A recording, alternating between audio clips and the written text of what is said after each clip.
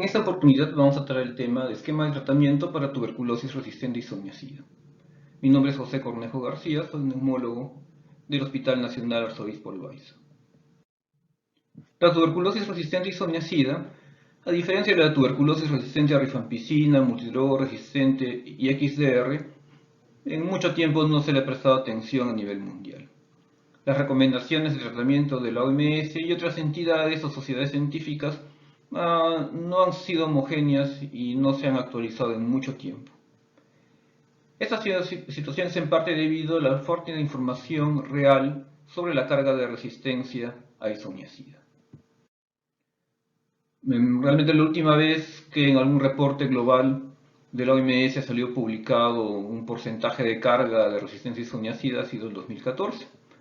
Según ese reporte mundial del 2014, la resistencia a isoniazida no multidrogo resistente es de 9.5% en todos los casos, siendo en los casos nuevos de 8.1% y en los antes tratados de 14%.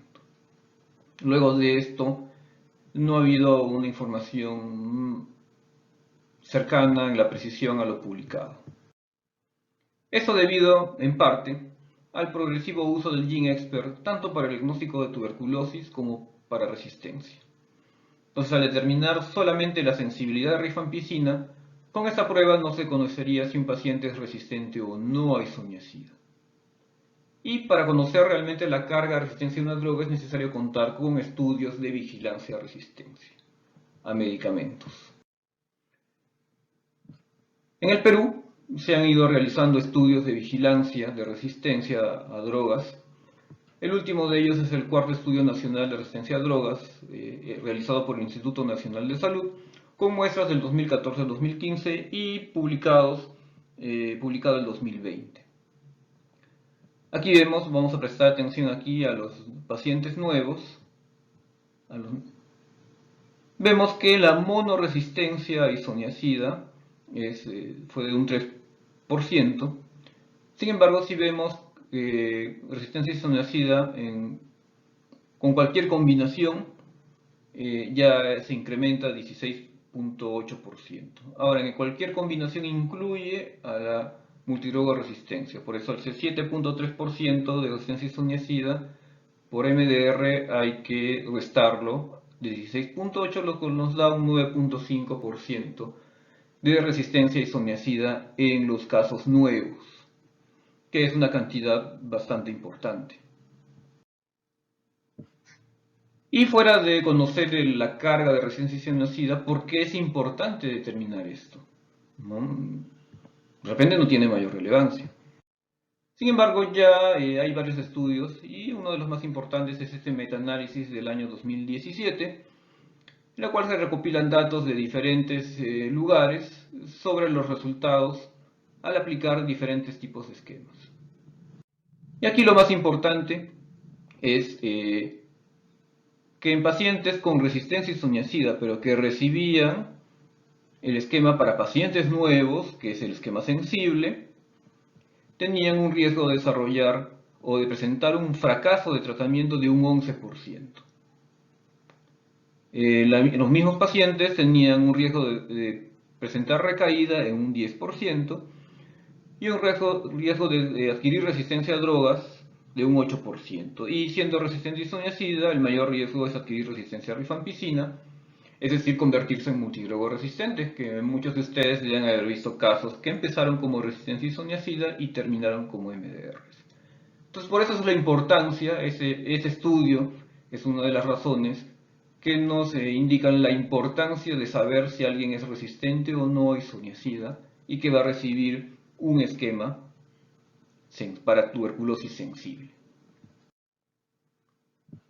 Las recomendaciones de tratamiento, a diferencia del manejo de MDR, en que hay un consenso casi total desde hace muchos años, han sido muy variables en el tiempo y según la entidad que realiza la recomendación.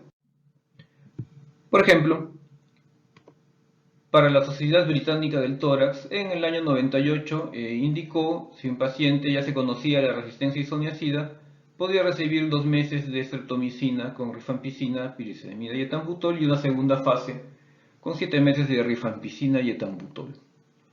y si ya había iniciado el tratamiento, podría recibir 2 meses de rifampicina, pirazinamida y etambutol, seguido 10 meses de rifampicina y etambutol. Para la Asociación Americana del Tórax, junto con la Sociedad de Infectología y el Centro de Enfermedades, el CDC, del año 2003, indica si hay resistencia isoniazida, puede recibir un tratamiento por 6 meses de rifampicina, pirazinamida y etambutol. La OMS en 2008 indicó RZE o rifampicina, pirazinamida y etambutol por 6 a 9 meses y agregar solamente levofloxacino si hay enfermedad extensa, lo cual al final es algo subjetivo, porque una enfermedad extensa, alguien lo puede considerarlo y otra persona no. Y la OMS del 2014 también indica 6 a 9 meses de rifampicina, pirazinamida y etambutol, y en base a opinión de expertos podría agregarse levofloxacino, ¿no? Sigue siendo una recomendación con bastantes niveles de subjetividad.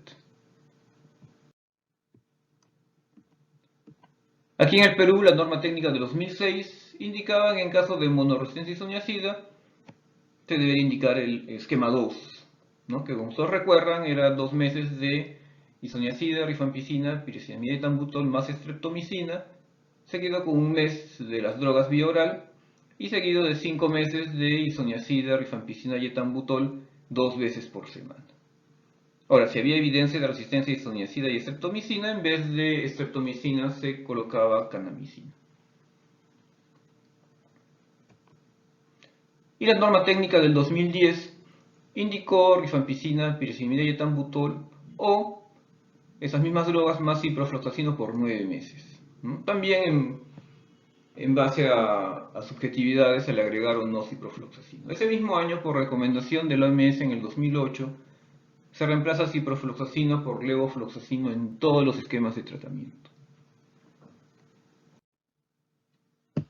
En el 2010 indicó un nuevo esquema para resistencia isoniazida por los siguientes motivos, ¿no? Se retiró uno porque se había retirado el esquema 2, que estaba en la norma de 2006, y también el uso de streptomicina en la norma técnica por los resultados de los estudios de vigilancia de resistencia del Instituto Nacional de Salud, y también porque la fluoroquinolona era una droga más tolerable que el inyectable.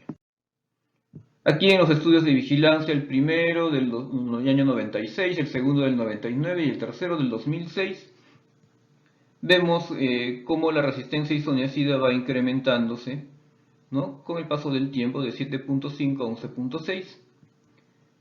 Pero más que la resistencia a isoniazida, se ve que la resistencia a streptomicina es mucho mayor. También hay que recordar que la streptomicina es una droga que tiene mucho más tiempo y realmente ha sido la primera droga desarrollada para tuberculosis. Y por mucho tiempo se utilizó como monoterapia, ¿no? Antes de conocerse toda la biología del Mycobacterium y su capacidad para desarrollar resistencia. Y eso podría explicar por qué hay una tasa tan alta de resistencia a isoniazida en los nunca tratados. A isoniazida, disculpen, y streptomicina en los nunca tratados. En la resistencia isoniazida, además de monoresistencia, las polirresistencias son igual de frecuentes. Y las más frecuentes es la resistencia isoniazida y estrepto, seguida por resistencia isoniazida, streptomicina y etionamida, y finalmente por la resistencia isoniazida y etionamida. Y como vemos, la polirresistencia más frecuente es esta, isoniazida y streptomicina, y por lo tanto utilizar un esquema que utilizara streptomicina para prevenir los efectos de la resistencia isoniazida no tenía mucho sentido. Es por eso que es importante conocer, ¿no?, la resistencia a drogas de una población, y por eso la importancia de los estudios de vigilancia. Finalmente, en la norma técnica del 2013 se estableció ya un esquema sin ninguna subjetividad, no en base a opinión si había enfermedad extensa o si algunos opinaban que era mejor agregarle fluoroquinolona. Se estableció que el esquema debería ser indubitablemente así. 2 meses de levofloxacino, rifampicina, pirazinamida y etambutol, y 7 meses de levofloxacino, rifampicina y etambutol. Y este esquema se diseñó en base a los resultados de 12.311 aislamientos obtenidos del 2007 al 2009. Y fueron publicados en este estudio del 2013, en los cuales se evaluó en base a los diferentes perfiles de resistencia en base a las pruebas rápidas. Aquí vamos a concentrarnos en la TB resistencia a isoniazida y para ver cuántas drogas eran necesarias para tener un esquema aceptable. Por ejemplo, si utilizábamos solo 3 drogas, rifampicina, etambutol y pirazinamida, había solamente un 87% de las muestras que podían ser sensibles a este esquema, a 3 o más de estas drogas. Ahora, si incluíamos una fluoroquinolona en ese entonces, la ciprofloxacino, entonces era probable que con un 98.9% de que fuera sensible al menos a 3 drogas de este esquema. Ahora, si a este esquema le agregábamos un inyectable, como aquí candamicina, agregado ciprofloxacino, rifampicina, etambutol y pirazinamida, la probabilidad de que sea sensible a 3 o más drogas de este esquema era 99.7%. Y realmente la ganancia, ¿no?, de 98.9 a 99.7% es ínfima. Y por lo tanto, también por costo-efectividad, no se decidió incluir inyectables en el esquema indicado en 2013. Previamente a esto era ampliamente utilizado cualquier inyectable en el esquema de resistencia isoniazida. Pero luego de esta norma, ya el uso del inyectable en el tratamiento para resistencia isoniazida aquí en el Perú se fue dejando paulatinamente y quedando solamente con drogas vía oral. Finalmente, este esquema, que ya lo estamos utilizando nosotros oficialmente desde el 2013, ¿no?, fue incluido o fue considerado en las recomendaciones de la OMS del 2020, en los cuales en pacientes con TB resistente a isoniazida, por primera vez ya la OMS recomienda un esquema de levofloxacino, rifampicina, pirazinamida y etambutol, en este caso ya solamente por 6 meses, sin fases, ¿no?, todo este esquema completo por los 6 meses. Y ellos no recomendaron tampoco el uso de inyectables. Y como en todas las recomendaciones de los meses, tiene un nivel de recomendación condicional con bajo nivel de certeza. Como les dije en otras ponencias, todas las recomendaciones de la OMS tienen este nivel de potencia debido a la falta de ensayos clínicos que sustenten las recomendaciones. Son básicamente todos a base de estudios observacionales. En esta recomendación del OMS, en ese documento, se estableció que no hubo diferencia en resultados de tratamiento si duraba 6 o más de 6 meses con rifampicina, etambutol o pirazinamida. Daba lo mismo. También encontraron que el uso de pirazinamida por menos de 3 meses se asoció con peores resultados de tratamiento. Pero si se agregaba una fluoroquinolona, los resultados eran mejores que 6 meses de rifampicina, etambutol y pirazinamida, aunque sin una diferencia significativa. Entonces nosotros tenemos una primera fase, ¿no?, con levofloxacino, rifampicina, pirazinamida y etambutol, y de ahí solo continuamos con levofloxacino, rifampicina y etambutol por 7 meses restantes. ¿Por qué no tenemos nosotros peores resultados de tratamiento? Porque utilizamos una fluoroquinolona. Y al agregar también una fluoroquinolona a un esquema con rifampicina, etambutol y pirazinamida, mejoró el éxito de tratamiento, comparado con 6 meses o más de 6 meses de un tratamiento sin fluoroquinolona. Y el agregar estreptomicina por hasta 3 meses a un esquema con rifampicina, etambutol o pirazinamida con menos de 4 meses de pirazinamida reduce el éxito de tratamiento sin reducir la mortalidad. Entonces ellos también encontraron otro motivo por el cual no usar estreptomicina, aparte del estudio ¿no?, en el cual se basó el esquema en el Perú para ese tipo de resistencia en el 2013. El esquema podría prolongarse en casos de enfermedad extensa o cavitaria. O sea, podríamos ampliar más de los 6 meses que recomienda la Organización Mundial de la Salud. Y la comorbilidad TB-VIH no es indicación de prolongar el tratamiento. Si es que está recibiendo un tratamiento antirretroviral, que en las circunstancias actuales la mayoría de pacientes que tienen esta comorbilidad ya están recibiendo un tratamiento antirretroviral, a diferencia de hace por lo menos una década en los cuales era difícil el acceso a ese tipo de tratamiento. Entonces, si tienen un paciente con TB-VIH y está en tratamiento antirretroviral, no es recomendable prolongar el tratamiento, solamente por tener VIH. Al igual que las recomendaciones actuales de la OMS indican, también no prolongar el esquema sensible, como actualmente está en nuestra norma técnica, en pacientes con esta comorbilidad, y si están recibiendo antirretrovirales.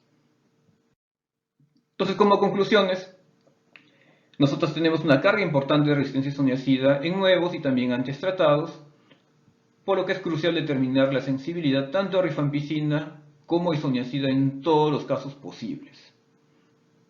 Eso quiere decir a todos los positivos debemos mandarles una prueba de sensibilidad rápida para poder determinar la resistencia isoniazida. En este caso, pues es un genotype. Y la falta de identificación de esta resistencia en un paciente que recibe tratamiento para TB sensible ocasiona que reciba un tratamiento inadecuado en la fase 2, con el riesgo de recaída o de fracaso y, como ya hemos visto, de generar nuevos casos de multidrogoresistencia. Por eso es tan importante identificar la resistencia isoniazida y dar el tratamiento correcto. Muchas gracias por su atención.